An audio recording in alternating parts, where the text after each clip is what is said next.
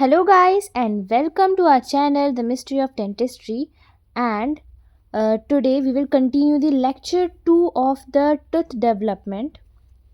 हमने पहले लेक्चर 1 में टूथ डेवलपमेंट में ये सब पढ़ा कि बड स्टेज क्या होती है, कैप स्टेज क्या होती है, कैसे डेवलपमेंट शुरू होता है, कहाँ पर डेवलपमेंट होता है और सारे cells, dental follicle and all. अब हम आगे की स्टेजेस पढ़ेंगे और रूट फॉर्मेशन भी पढ़ेंगे. ठीक है, तो let's go to the slides. सबसे पहले अब हम लोग पढ़ेंगे बेल स्टेज, क्योंकि ऊपर वाले उसमें तो हम लोग सब कुछ पढ़ चुके हैं ऑलमोस्ट, कि हमारी पहले की स्टार्टिंग स्टेजेस कैसे थी, हमारी कौन से स्टेजेस होते हैं, हमने सब पढ़ लिया है. बेसिक से स्टार्ट किया था कि कहाँ पे हमारा टूथ डेवलपमेंट हो रहा है, कैसे सिग्नल्स आते हैं, डेंटल लमाइना क्या होता है और वेस्टिबुलर लमाइना क्या होता है, ये भी हमने पढ़ लिया. सक्सेशनल लमाइना क्या होता है, डिस्टल एक्सटेंशंस क्या होते हैं, फेट ऑफ डेंटल लमाइना में क्या होता है, रेमिनेंस ऑफ डेंटल लमाइना क्या होते हैं, जिनको हम सेल रेस्ट ऑफ सेरीज भी बोलते हैं. ये सब कुछ हमने पढ़ लिया है. उसके बाद morphological stages of tooth development में हमने पढ़े थे कि हमारे कितने स्टेजेस होते हैं, 3 स्टेजेस होते हैं, bud stage, cap stage and bell stage. एक minute, bud stage, cap stage and bell stage. ठीक है, ये 3 स्टेजेस होती हैं. और हमने कुछ इंपॉर्टेंट टर्मिनोलॉजीज पढ़ी थी, जैसे इनेमल ऑर्गन वो जगह होती है जहाँ पर हमारा क्या कहते हैं डेवलपमेंट हो रहा होता है, ओरल एक्टोडर्म डेवलप होकर प्रोलिफरेट होकर स्ट्रक्चर्स बनाती है. और डेंटल पैपिला सेल्स कौन से होते हैं, डेंटल फॉलिकल सेल्स कौन से होते हैं, जिनको डेंटल सैक भी बोलते हैं, है ना. ये सब हो गया. टूथ जर्म क्या होता है. फिर हमने ये भी पढ़ा था कि जो हमारा इनेमल ऑर्गन होता है उससे इनेमल बनता है, जो डेंटल पैपिला होता है उससे डेंटिन और पल्प बनता है फ्यूचर में, और डेंटल सैक जो होता है उससे सीमेंटम, एल्वियोलर बोन और पीडियल बनता है. ठीक है, ये सारे उसमें मतलब ये जितने भी सेल्स वगैरह हैं इनसे लेटर क्या बनता है हमने ये सब पढ़ लिया था. मॉर्फोलॉजिकल स्टेजेस में हमने बर्ड स्टेज पढ़ ली थी कि कैसे स्टार्टिंग हो रही है, बर्ड फॉर्मेशन हो रहा है हमारे डेंटल लमाइना में. उसके बाद कैप स्टेज हमने पढ़ी थी कि इरेगुलर अनइक्वल ग्रोथ जो होती है उससे हमारी कैप शेप टाइप की स्टेज बन जाती है. फिर उसमें कैसे कैसे सेल्स होते हैं, स्टिलेट रेटिकुलम होते हैं, पॉलीगोनल सेल्स जो सबसे सेंटर में होते हैं, लाइनिंग में होते हैं, आउटर साइड में आउटर इनेमल एपिथेलियम जो कि क्यूबॉइडल शेप में होता है, और जो क्या कहते हैं नीचे इनर साइड में होते हैं लाइनिंग में, वो होते हैं इनर एनामल एपिथेलियम जो कि टॉल कोलुमनार शेप में होते हैं. फिर इनर एनामल एपिथेलियम जो होते हैं वो डेंटल पैपिला के कांटेक्ट में होते हैं, और जो आउटर एनामल एपिथेलियम होता है वो डेंटल सैक के कांटेक्ट में होता है. बेसिकली डेंटल सैक जो होता है ना, ये पूरा का पूरा ये सारे cells enamel organ, dental papilla सबको कवर कर लेते हैं, है ना. ये सब हमने पढ़ लिया था. कुछ ट्रांजिएंट स्ट्रक्चर्स थे, enamel knot, cord, septum, navel, ये भी पढ़ लिया था. तो ये हमारा पूरा एक तरीके से शॉर्ट रिकैप हो गया है ना. अब हम लोग आते हैं नेक्स्ट स्टेज जो कि हमारी बेल स्टेज है और हमारा लास्ट लेक्चर है. तो बेल स्टेज में सबसे पहले हम लोग डायग्राम देखते हैं. डायग्राम से हमें साफ साफ पता चल रहा है कि इसमें काफ़ी कुछ डेवलप हो चुका है, इवन कुछ नए सेल्स भी आ चुके हैं. ओरल एक्टोडर्म भी थोड़ी सी बदल गई है क्योंकि लाइनिंग भी थोड़ी सी चेंज हो गई है ना. और मतलब हमें बहुत सारी चीज़ें दिखाई देंगी इसमें. डायग्राम में पूरा का पूरा एकदम चेंज सा दिखाई दे रहा है. अब वो क्या क्या चेंजेस है ना, हम लोग एक एक करके इसमें पढ़ते जाते हैं और डायग्राम में देखते जाते हैं. सबसे पहले तो the crown shape is determined. ठीक है, बेल शेप में जो क्राउन शेप होती है कुछ बेल टाइप की हो जाती है. अब देखो जो बर्ड स्टेज था उसमें बर्ड बन रहा था ऐसे करके, है ना. जो कैप स्टेज था उसमें कैप सी बन रही थी. अब ये बेल स्टेज है तो उसमें कुछ ना कुछ बेल टाइप का ही बन रहा होगा, है ना, इसलिए उसका नाम बेल दिया है. क्योंकि जितने भी नाम दिए जा रहे हैं ना मतलब इस पूरे मतलब प्रोसेस में ये सारे के सारे मॉर्फोलॉजी के बेस पे के ऊपर दिए जा रहे हैं. ठीक है, नेक्स्ट सबसे पहली लाइन ये देखिए, इनर एनामल एपिथेलियम जो सेल्स है उसमें क्या क्या हो रहा है. Lines the concavity, tall columnar cells in future differentiate into ameloblast. क्या बता रहा है, कॉन्केविटी क्या होती है. कॉन्केव लेंस के बारे में तो सुना ही होगा, कॉन्केव मिरर के बारे में सुना होगा, जो कि एक केव सा बना देते हैं. ये साइड हमारी कॉन्केविटी है, ये कॉन्केव टाइप की साइड है. तो ये जो साइड है इसमें हमारे सारे इनर एनामल एपिथेलियम ऐसे लाइन करते हैं पूरी कॉन्केविटी वाली साइड पे. टॉल कोलुमिनार सेल्स होते हैं. ये साफ साफ नज़र आ रहा है डायग्राम में, सब कुछ एकदम क्लियर है कि टॉल कोलुमिनार जैसे दिख रहे हैं, इन फ्यूचर डिफ्रेंशिएट इनटू अमीलोब्लास्ट। ये मेन बात है कि जो फ्यूचर में सेल्स बनेंगे, मतलब अमीलोब्लास्ट सेल्स फ्यूचर में किस चीज़ से बनेंगे, इनर इनेमल एपिथेलियम से ही अमीलोब्लास्ट बनेंगे। मतलब कि इनर इनेमल एपिथेलियम ही फ्यूचर में अमीलोब्लास्ट बन जाएगी, डिफ्रेंशिएट हो जाएगी। और अमीलोब्लास्ट कौन से सेल्स होते हैं, पॉइंट तो यहाँ पे आता है कि अमीलोब्लास्ट है क्या। अमीलोब्लास्ट ऐसे सेल्स होते हैं जो इनेमल की फॉर्मेशन करते हैं, इनेमल फॉर्मेशन करते हैं, ठीक है। हाँ, और आता है फिर नेक्स्ट आता है स्ट्रेटम इंटरमीडियम सेल्स। अब ये नए सेल्स आए हैं, हमारी पहले वाली स्टेजेस में स्ट्रेटम इंटरमीडियम नहीं थे। ये नए सेल्स कहाँ पे आए हैं, तो मैं पहले तो डायग्राम में दिखा देती हूँ कि जो ये नए सेल्स हैं, ये पिंक जो आपको दिखाई दे रहा है एरिया, ये वाला पिंक एरिया, यहाँ पे आते हैं स्ट्रेटम इंटरमीडियम सेल्स, ठीक है। तो ये यहाँ पे क्यों आए, कैसे आए, ये बताती हूँ। सबसे पहले तो कि यहाँ पर था तुम्हारा स्टिलेट रेटिकुलम, ठीक है, बीच में था तुम्हारा, यहाँ मतलब लाइनिंग पे था तुम्हारा इनर एनामल एपिथेलियम। इन दोनों के बीच में एक लेयर सी फॉर्म कर लेते हैं, इनका नाम होता है स्ट्रेटम इंटरमीडियम सेल्स, ठीक है।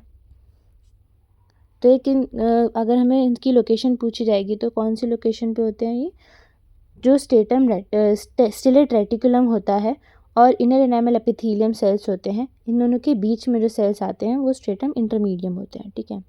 होते कैसे हैं, स्क्वैमस सेल्स होते हैं, ठीक है, इसमें दिख नहीं रहा, बट अगर तुम हिस्टोलॉजी का डायग्राम देखोगे तो उसमें तुम्हें ऐसे सेल्स दिखाई देंगे स्क्वैमस टाइप के, ठीक है। Very important for enamel formation, hence present only in the crown portion of the tooth part. मतलब कि ये हमारे इनामल फॉर्मेशन में बहुत हेल्प करते हैं। इनामल फॉर्मेशन में, इनामल फॉर्मेशन कहाँ होगी, जहाँ अमीलोब्लास्ट होंगे वहाँ इनामल फॉर्मेशन होगी। अमीलोब्लास्ट कहाँ है, ये कॉन्केविटी में ही तो अमीलोब्लास्ट प्रेजेंट है, क्योंकि इनामल फॉर्मेशन भी यहीं पे होगा।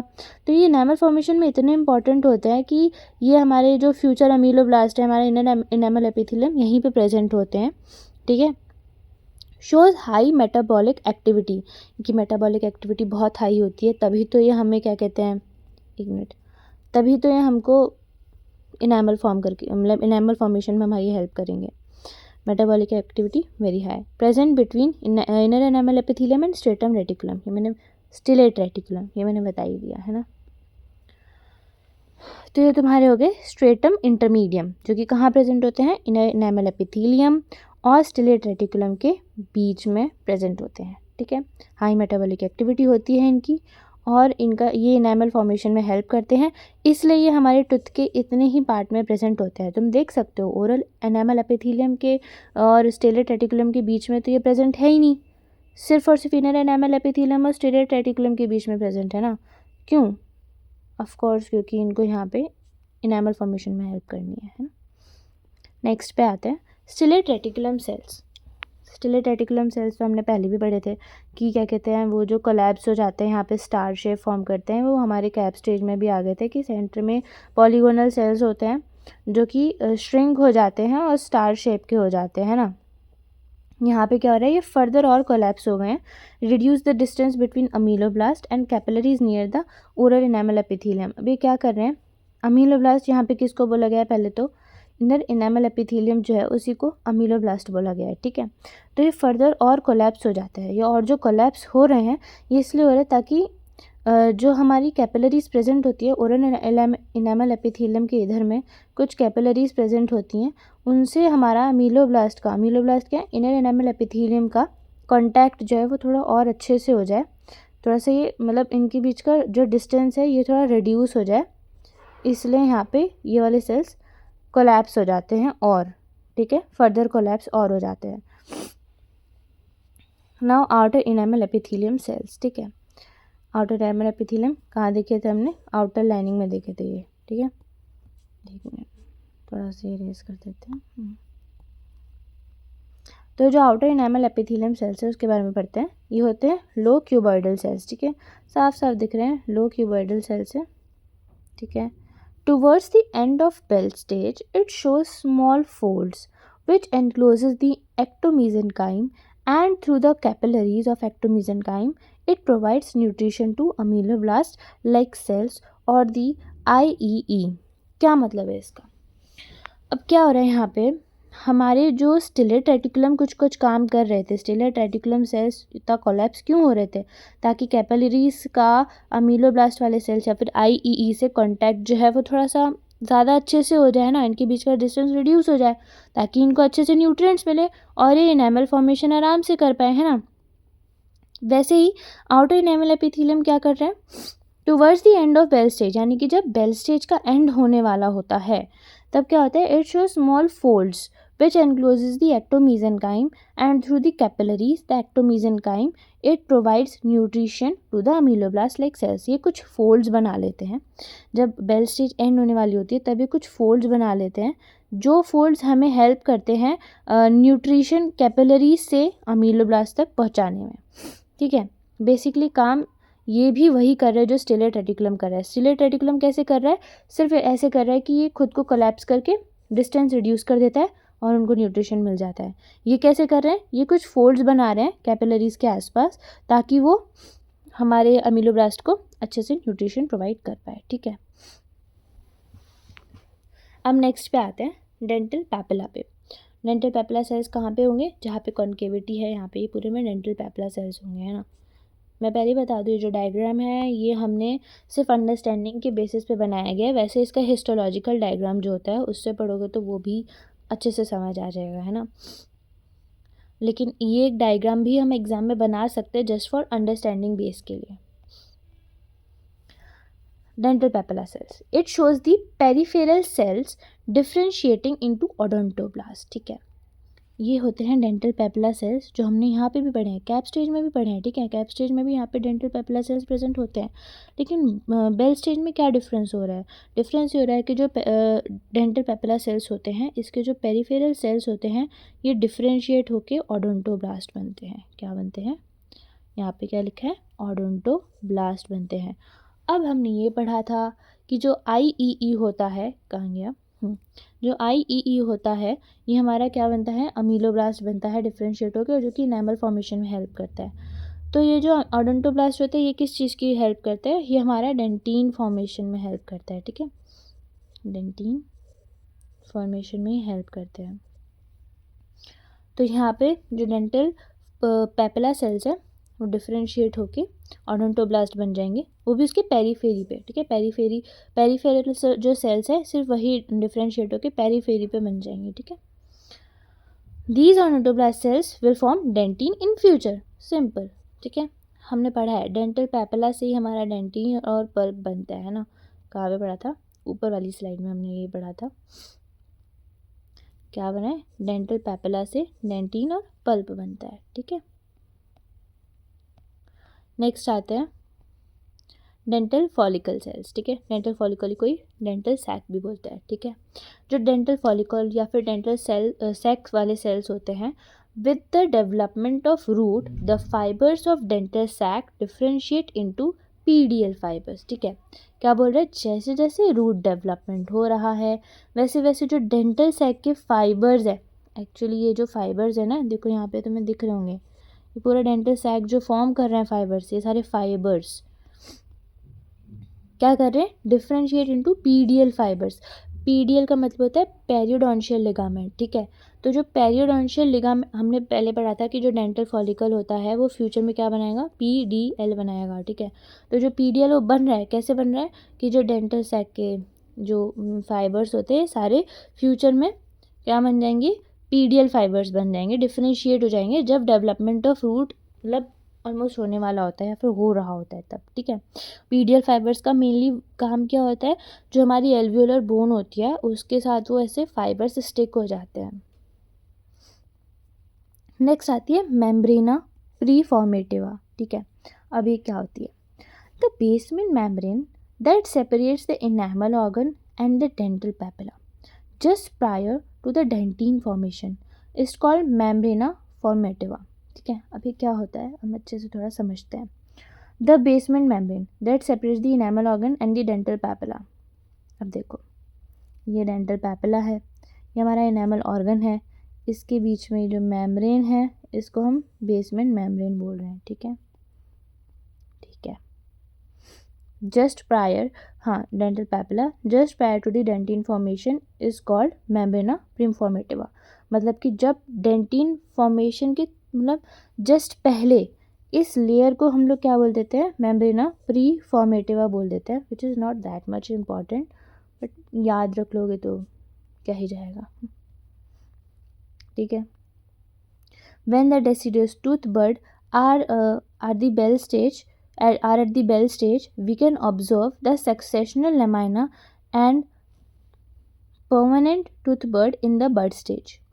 क्या बोल रहे हैं, जब deciduous tooth bud जो होती हैं, deciduous tooth bud का मतलब जो हमारे deciduous teeth हैं उनकी जब tooth buds आ रही होती मतलब बन रही होती हैं, मतलब जो bell stage पे पहुंच जाती हैं, तब हम लोग ऑब्जर्व करते हैं जो सक्सेशनल लमाइना हमारा फॉर्म होगा डेंटल लमाइना में ही, उसमें परमानेंट टूथ बड भी प्रेजेंट, मतलब परमानेंट टूथ बड का बड स्टेज प्रेजेंट होने लगेगा। अभी जो मैंने बात बोली ऐसे समझ नहीं आएगी, डायग्राम देखो ये वाला, इसमें क्या दिख रहा है कि ये हमारा डेंटल लमाइना है, ठीक है, और ये डेंटल लमाइना का सक्सेशनल लमाइना है, ठीक है। सक्सेशनल लमाइना में हमने क्या पढ़ा था, परमानेंट दांत आते हैं, ठीक है, और वैसे डेंटल लमाइना में डेसिडस दांत तो आते ही आते हैं, ठीक है। डेंटल लमाइना में जब जो डेसिडस दांत है वो अपनी उसका इनेमल ऑर्गन अपनी बेल स्टेज में पहुंच जाएगा, ठीक है, टूथ डेवलपमेंट की बेल स्टेज में जब पहुंच जाएगा तब हमारे को क्या सीन होगा, जो परमानेंट टूथ बर्ड है वो भी हमें दिखाई दे जाएगी और वो हमें बर्ड स्टेज पे दिखाई देगी, ठीक है। परमानेंट टीथ का जो इनेमल ऑर्गन है वो हमें बर्ड स्टेज पे नज़र आने लग जाएगा, ठीक है। मीन्स के साथ साथ में परमानेंट वाला भी बनना शुरू हो जाएगा, ठीक है, जब डेसिडस बेल स्टेज पे होगा। तो इस लाइन का सिर्फ इतना ही मतलब था। अब ये जो बेल स्टेज होती है बेसिकली ये भी दो पार्ट में डिवाइड होती है, एक तो होती है अर्ली बेल स्टेज और एक होती है एडवांस, ठीक है। तो हमने अभी तक हमने जितनी पढ़ी ना ये पूरी अर्ली थी, अब हम एडवांस बेल स्टेज पढ़ेंगे, ठीक है। छोटा ही होता है, इतना कुछ बड़ा नहीं है इसमें। And earlier stage in earlier stage the inner enamel epithelium initiates the peripheral dental papilla to differentiate into odontoblast, ठीक है। अब क्या हो रहा है, अर्लियर स्टेज यानी कि स्टार्टिंग स्टेज में जो इनर एनामल एपिथेलियम होता है initiates the peripheral dental papilla, peripheral dental papilla ये जो हमारा ओडोंटोब्लास्ट बन गया था, ठीक है, टू डिफ्रेंशिएट इनटू ओडोंटोब्लास्ट, यानी कि इनर एनामल एपिथेलियम अब पेरिफेरल डेंटल पैपिला को इंस्ट्रक्शंस दे रहा है कि भाई तू बन जा ओडोंटोब्लास्ट, ठीक है। The mineralisation and root formation begins in advance bell stage, ठीक है। अब देखो हर चीज़ का ऐसे मतलब टाइम चल रहा होता है, तो मिनरलाइजेशन का यहाँ पे मतलब ये होता है कि किसी भी कोई भी लिक्विड है ना उसको तुम हार्ड जब बना रहे हो उसको मिनरलाइज कर रहे हो, ठीक है। जो हमारा इनेमल है बहुत हार्ड टिश्यू है, डेंटिन भी एक हार्ड टिश्यू है, ठीक है। तो ये पहले तो लिक्विड होता है, फिर इसमें मिनरलाइजेशन होता है, फिर ये हार्ड बनते हैं, ठीक है। तो जो मिनरलाइजेशन और रूट फॉर्मेशन वाला काम सारा है ना ये एडवांस बेल स्टेज में आपका होगा, ठीक है। बाकी का काम हमारा अर्ली बेल स्टेज में जाएगा, लेकिन मिनरलाइजेशन एंड रूट फॉर्मेशन सारा एडवांस बेल स्टेज में होगा, ठीक है। फर्स्ट क्या हो रहा है, the determination of the future dentino enamel junction, ठीक है। सबसे पहले ये डिटरमाइन किया जाता है कि फ्यूचर डेंटिनो इनेमल जंक्शन है कहाँ पे, कैसा है, क्या है, क्यों है, ये देखते हैं। The outline present between inner enamel epithelium and odontoblast is the future dentino enamel junction, ठीक है। क्या हुआ था यहाँ पे इनर एनामल एपिथेलियम जो थी वो इंस्ट्रक्शन दे रही थी पेरिफेरल डेंटल पैपिला को कि भाई तुम ओडोंटोब्लास्ट में बन जाओ। तो ये जो इंस्ट्रक्शन दिए जा रहे हैं इनके इन्हीं दोनों के बीच में पेरिफेरल डेंटल पैपिला जो कि ओडोंटोब्लास्ट बन गया है और इनर एनामल एपिथेलियम जो कि अमीलोब्लास्ट भी बनती है, इन दोनों के बीच की जो लेयर है इसी को हम लोग डेंटिनो इनेमल जंक्शन रिकॉग्नाइज करवाएंगे, ठीक है। क्योंकि क्या है अमीलोब्लास्ट इनेमल बना रहा है ओडोंटोब्लास्ट डेंटिन बना रहा है, इनेमल और डेंटिन के बीच का जंक्शन क्या हो गया, dentino enamel junction. After the dentino enamel junction is recognised, उसके बाद क्या हो रहा है, जब डेंटिनो इनेमल जंक्शन रिकॉग्नाइज हो गया उसके बाद क्या होगा, the odontoblast cells starts to lay down the dentin, ठीक है। जब ये इनके बीच में ये पूरा मांडवली होगी, पूरा डिसाइड हो गया कि हाँ भाई यही डेंटिनो इनेमल जंक्शन है, तब जाके ओडोंटोब्लास्ट सेल्स जो हैं वो डेंटिन को ले डाउन करना शुरू करते हैं, ठीक है। This dentin is laid on the future cuspal and incisal areas of the tooth, कहाँ पे, cuspal and incisal areas. Dentin कहाँ पर पहले ले डाउन कर रहा है, जो फ्यूचर में कस्पल और इंसाइजल एरिया बनेंगे टूथ में, ठीक है। This dentin formation proceeds in the apical and pulpal direction, ठीक है। कैसे, अपाइकल और पल्पल डायरेक्शन में ये पूरा मतलब अपाइकल और पल्पल डायरेक्शन क्या है पहले ये समझ लेते हैं। जो हमारी रूट होती है कोनिकल होती है, ऊपर पूरा ये दांत होता है हमारा, है ना। तो ये जो कोनिकल का ये वाला एरिया है ना, इसको एपेक्स या फिर अपाइकल बोलते हैं, ठीक है। और पल्प क्या है, बीच में होता है, सबसे बीच में पल्प ही प्रेजेंट होता है, ठीक है। तो हमारा पल्प है। तो यहाँ पे अपाइकल और पल्पल डायरेक्शन इन द सेंस कि जो डेंटिन का फॉर्मेशन होगा वो इस डायरेक्शन में होगा, ठीक है, ऐसी डायरेक्शन में होगा, एपेक्स की डायरेक्शन में होगा, रूट की एपेक्स। पल्पल यानी कि पल्प की डायरेक्शन में होगा, है ना। तो ये जो डायग्राम ने रखा है ये वाला, इसमें भी यही दिखाया जा रहा है कि ये जो डायरेक्शंस एरो से बनाई गई हैं ये पल्पल और अपाइकल डायरेक्शंस हैं, ठीक है, जिसमें डेंटिन फॉर्मेशन हो रहा है।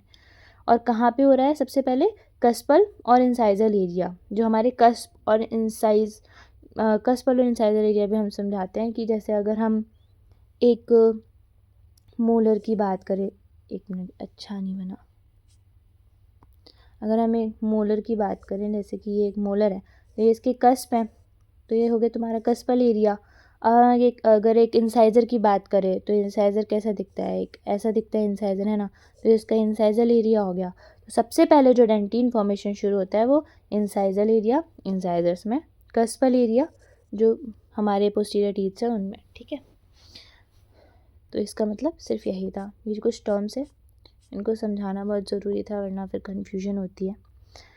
सेकेंड है after the formation of dentin, जब डेंटिन फॉर्म हो गया उसके बाद क्या हो रहा है, IEE डिफ्रेंशिएट इनटू अमीलोब्लास्ट। अब तुमने एक चीज़ नोटिस करी बहुत इंपॉर्टेंट, कि सबसे पहले डेंटिन बना है, जब तक डेंटिन बन रहा था तब तक अमीलोब्लास्ट थे ही नहीं। जब डेंटिन बना उससे पहले क्या हुआ, सीक्वेंस वाइज याद करो। सबसे पहले क्या हुआ था, IEE ने जो हमारे डेंटल पैपिला सेल्स हैं पेरीफेरल वाले, उनको ये बोला कि तुम ओडोंटोब्लास्ट बन जाओ, ठीक है।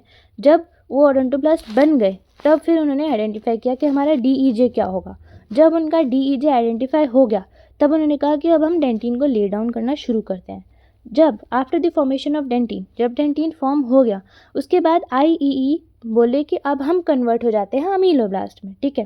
तो अब IEE कन्वर्ट हो गए हैं अमीलोब्लास्ट में, ठीक है। तो ये पूरा सीक्वेंस चल रहा है, इसको अच्छे से सीक्वेंस वाइज याद करना है।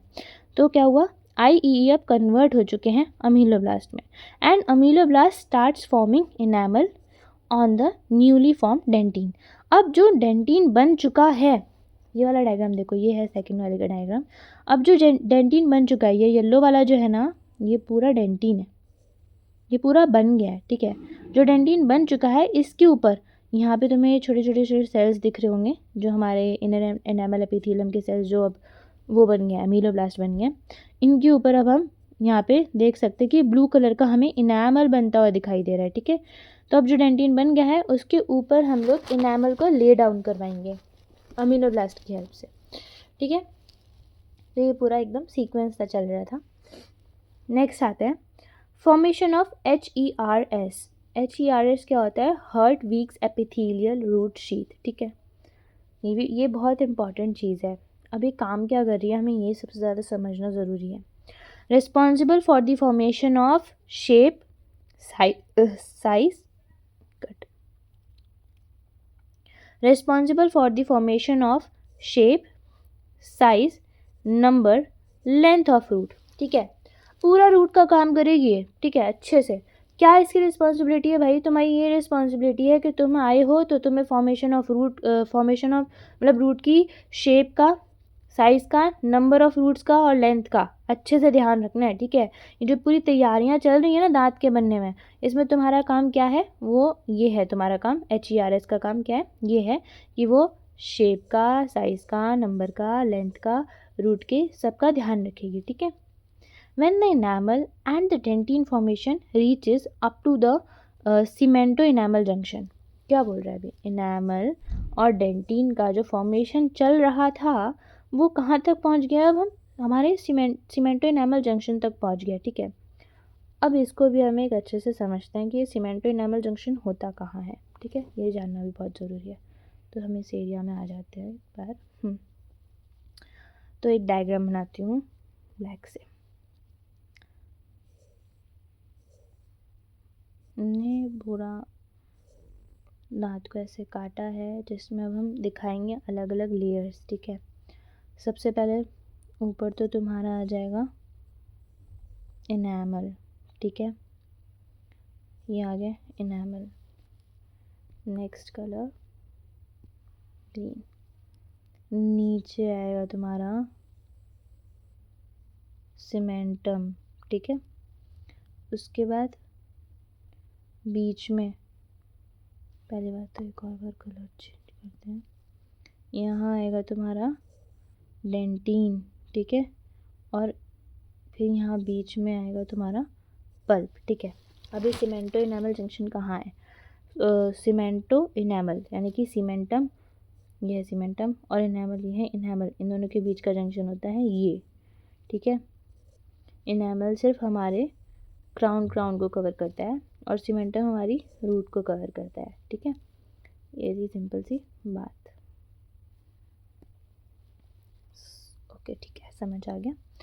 नेक्स्ट आते हैं, अब क्या बोल रहा है कि जब सीमेंटो इनेमल जंक्शन तक इनेमल और डेंटिन का फॉर्मेशन पहुंच जाता है तब क्या होता है? The enamel organ bends from the cervical region as a horizontal plate to form a epithelial diaphragm of the epithelial root sheet. अब क्या हो रहा है, इस डायग्राम को देखो, ये डायग्राम, यहाँ पर डेंटिन फॉर्मेशन हो गया, इनेमल फॉर्मेशन हो गया, सीमेंटो इनेमल जंक्शन तक पहुँच गया है, ठीक है। सीमेंटो इनेमल जंक्शन हमारा मान लो ये है।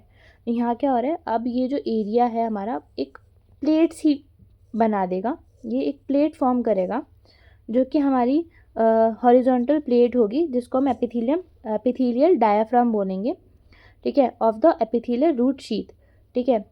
ये एपिथेलियल रूट शीथ फॉर्म करेगा एक, यहाँ से हमारा रूट फॉर्मेशन शुरू हो जाएगा। The epithelial diaphragm is made up of only two types of cells, IEE and OEE. क्यों? क्योंकि ये इनर एनामल एपिथेलियम और आउटर एनामल एपिथेलियम के जंक्शन पे बन रहे होते हैं, ठीक है। नेक्स्ट, अब ये डायग्राम में क्या दिखा रहा है? साफ साफ दिखा रहा है कि यहाँ पे हमारे आउटर एनामल एपिथेलियम थे, फिर स्टिलेट रेटिकुलम है ना, फिर इनर एनामल एपिथेलियम, अब यहाँ पे इनेमल भी बन चुका है, यहाँ डेंटिन भी बन चुका है, फिर बीच में पल्प भी आ गया है, पल्प सेल्स भी आ चुके हैं, है ना। और ये हमारा जो यहाँ पे शीथ फॉर्म हुई है, ये होता है हमारा एपिथेलियल डायाफ्राम, ठीक है। और अब ये एपिथेलियल डायाफ्राम जो है ये रूट फॉर्मेशन करेगा। अब आते हैं हम फोर्थ स्टेज पे, जो कि हमारी the actual process of root formation, ठीक है। समझ आ रहा है सारे स्टेप्स अच्छे से ऊपर क्या क्या हो रहा है? The determination of future dentino enamel junction, ठीक है, वो डिटर्मिनेशन हो गया, फिर डेंटिन फॉर्मेशन शुरू हो गया, ठीक है। After the dentin formation ameloblast बन गए IEE, ठीक है, मतलब IEE बन गए अमीलोब्लास्ट, ठीक है। उसके बाद आ रहा है फॉर्मेशन ऑफ HERS। जब डेंटिन और एनामल दोनों फॉर्म हो गए, उसके बाद वो सीमेंटो एनामल जंक्शन तक पहुंच गए, तब हमारा क्या बन रहा है? हर्डविक एपिथेलियल रूट शीट बन रही है, ठीक है, एपिथेलियल डायफ्राम बोल दो। नेक्स्ट क्या आ रहा है? The actual process of root formation, अब ये पढ़ेंगे। The inner enamel epithelium of epithelial diaphragm induce the dental papilla cells of the root region of the tooth germ to differentiate into odontoblast, ठीक है। अब क्या हो रहा है? फिर से इनर एनामल एपिथेलियम जो है एपिथेलियल डायफ्राम वाली साइड वाले, वो डेंटल पैपिला के सेल्स को, जो कि कहाँ पे है? रूट रीजन पे जो प्रेजेंट है, उनको वापस से कह रहे हैं, ए भाई तू ओडोंटोब्लास्ट बन। मतलब अब ये डेंटल पैपिला के जो रूट रीजन वाले सेल्स हैं, पहले क्या करते, पेरीफेरल सेल्स को बोल रहे थे कि ए भाई तू वो बन, क्या कहते हैं, ओडोंटोब्लास्ट बन। अब वो रूट रीजन वालों को बोल रहे हैं कि अब तुम लोग बन जाओ ओडोंटोब्लास्ट। क्यों बोल रहे हैं? क्योंकि हमें रूट में भी तो डेंटिन पहुंचाना है ना, डेंटिन की लेयर्स रूट में भी तो ले डाउन होंगी, ठीक है। तो वहाँ के सेल्स को वो ओडोंटोब्लास्ट बनने के लिए कह रहे हैं। कौन कह रहे हैं? Inner enamel epithelium. कहाँ वाला? एपिथेलियल डायफ्राम वाला, क्योंकि एपिथेलियल डायफ्राम किससे मिलके बना है? OEE और IEE से मिलके बना है, ठीक है। They begin the dentin formation and the first layer of dentin is formed, ठीक है। ये ओडोंटोब्लास्ट जो बने, ये फर्स्ट लेयर ऑफ डेंटिन को ले डाउन करते हैं, ठीक है। After the formation of first layer of dentine, the epithelial root sheath extends apically, giving rise to more dentine. क्या हो रहा है यहाँ पे, देखो इस डायग्राम, पहले इस डायग्राम से शुरू करते हैं. यहाँ पर जो हमारे, पहली बात तो ये हमारा जंक्शन आ गया. मान लो कि ये जंक्शन है, यहाँ हमारा एपिथेलियल डायफ्राम था. यहाँ वाले जो डेंटल पेपिला सेल्स है उनको बोल दिया कि भाई तू ओडोंटोब्लास्ट बन. उन्होंने यहाँ पे पहली लेयर ऑफ डेंटिन, या पीली पीली सी, यहाँ पे पहली layer of dentin lay down कर दी. ठीक है, ये हमारा एपिथेलियल डायफ्राम चल रहा है. ठीक है, यहीं पे IEE भी है, क्योंकि ये बार बार जो और आने वाले डेंटल पेपिला सेल्स है उनको भी तो इंड्यूस करेंगे कि ओडोंटोब्लास्ट बन, है ना. फिर ये एक लेयर ले डाउन होगी, फिर ये नीचे हो जाएगी एपिथेलियल डायफ्राम, फिर एक और लेयर ले डाउन होगी, फिर ये नीचे हो जाएगी, फिर एक और लेयर, फिर नीचे. ऐसे करके क्या बनाएंगे, ऐसा सा स्ट्रक्चर बन जाएगा. ठीक है, ऊपर का काम सारा ख़त्म हो चुका है. ठीक है, नीचे का काम चल रहा है. ठीक है, तो ये हमारा एपिथेलियल डायफ्राम या फिर HERS भी बोल सकते हैं. तो ये पूरा नीचे एक्सटेंड होते जा रहा है और लेयर बाय लेयर डेंटिन को ले करता जा रहा है टिल रूट फॉर्मेशन तक ये काम चलता रहेगा. ठीक है, और ये एक्सटेंड्स अपाइकली, यानी कि जो हमारी रूट की एपेक्स तक है वहाँ तक ही पूरा एक्सटेंड होता रहेगा और डेंटिन ले डाउन होता रहेगा. 5th स्टेप, यानी कि 5th स्टेप बोलो या कुछ भी बोलो, पॉइंट्स है. 5वां पॉइंट क्या करें, सेल रेस्ट ऑफ मेलेज क्या होता है. ठीक है, as the epithelial root sheath extends it does not remain as a continuous layer. यहाँ पर तो हमें कॉन्टीन्यूस लेयर दिख रही है, पर जैसे जैसे अपाइकली एक्सटेंड होती जाती है ये कॉन्टीन्यूस लेयर नहीं बचती है, but it breaks down in between, बीच बीच में ये ब्रेक डाउन हो जाती है. ठीक है, जैसे यहाँ इस डायग्राम में हमें दिख रहा है. It persist on the root surface and found in the PDL. ठीक है, ये हमारे रूट सरफेस में, अब इसने डेंटिन तो ले डाउन कर दिया है, एक पक्का स्ट्रक्चर इन्होंने बना दिया है. तो जो यहाँ पर ये स्ट्रक्चर बनाने के लिए सपोर्टर थे, ये अब क्या है, ब्रेक डाउन हो चुके हैं. और इनके ब्रेक डाउन होने के बाद जो ये पीसेस इसके बच गए हैं ना, ये हमें PDL में दिखाई देते हैं. ठीक है, and these remnants of HERS are called cell rest of Malassez. ये हमारी रूट में सेल रेस्ट ऑफ मेलेज जो है ना, रेमिनेंट्स ऑफ HERS, ये दिखाई देते हैं क्योंकि कुछ सेल्स जो है ना यहाँ पे बच जाते हैं. तो जो सेल रेस्ट ऑफ मेलेज है ये हमारी रूट जो होती है, रूट फॉर्मेशन में पूरी हो जाती है, उसके बाद भी हमें कहीं ना कहीं दिखाई देते हैं. ठीक है, नेक्स्ट आते हैं. अब हम पढ़ेंगे 6th पॉइंट, जो कि हमारा है सीमेंटम के बारे में.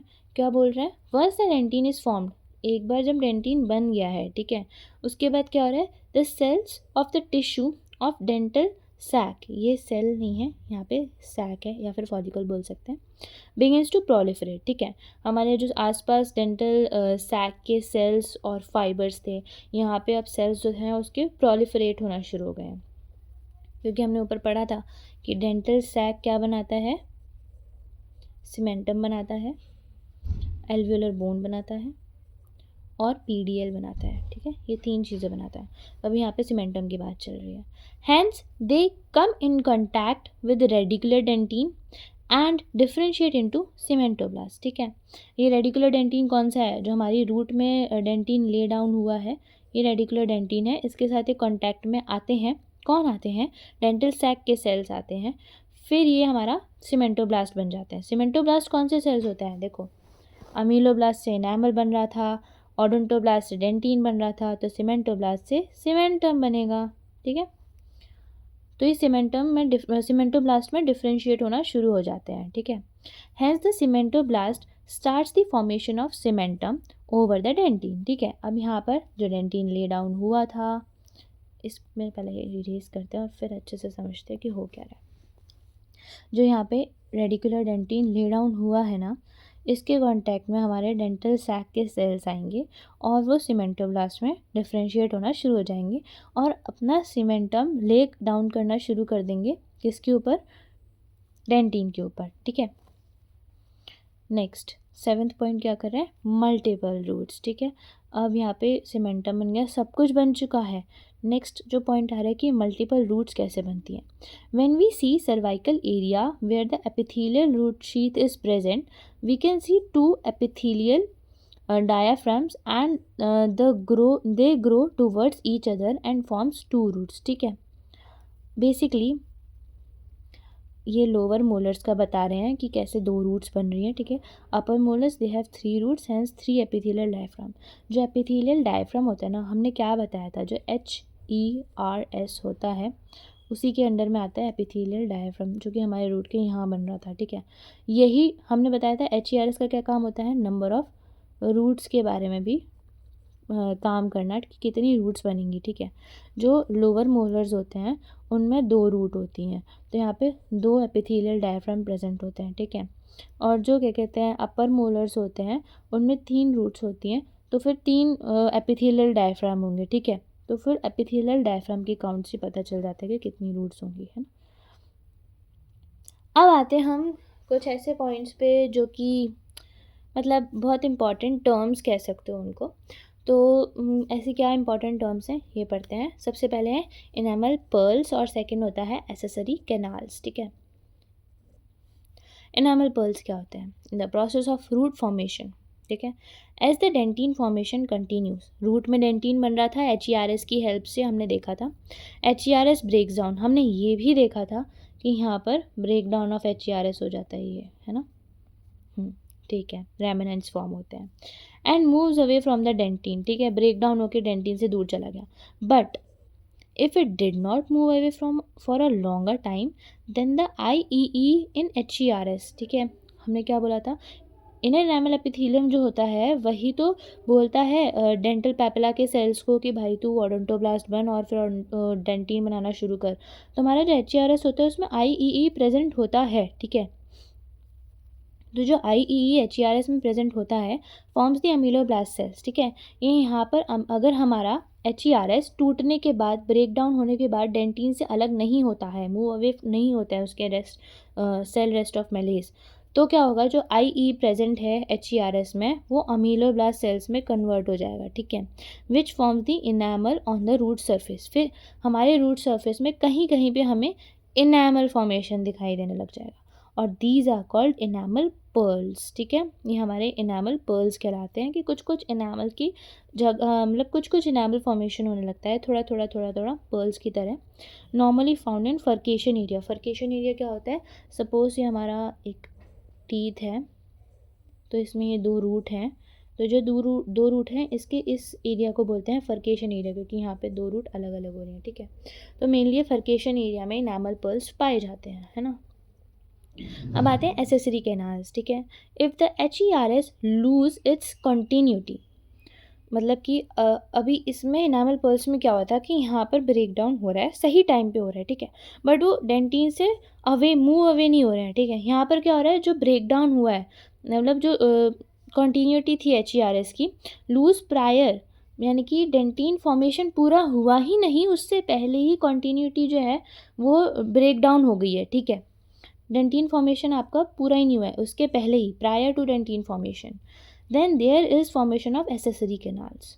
फिर क्या होगा, जो डेंटिन फॉर्मेशन है उसमें से एसेसरी कैनाल्स का फॉर्मेशन हो जाएगा, क्योंकि यहाँ पर देखो, एक मिनट, अगर तुम पहले ही डेंटिन बना नहीं है, उससे पहले ही ब्रेक डाउन हो जाओगे, फिर ये डेंटिन फॉर्मेशन कुछ इस प्रकार से यहाँ तक एक्सटेंड हो जाएगा ना, जब ये एक्सटेंड होगा तो यहाँ पे एक कैनाल सी बन जाएगी, इसलिए एसेसरी कैनाल्स कहलाती हैं, ठीक है।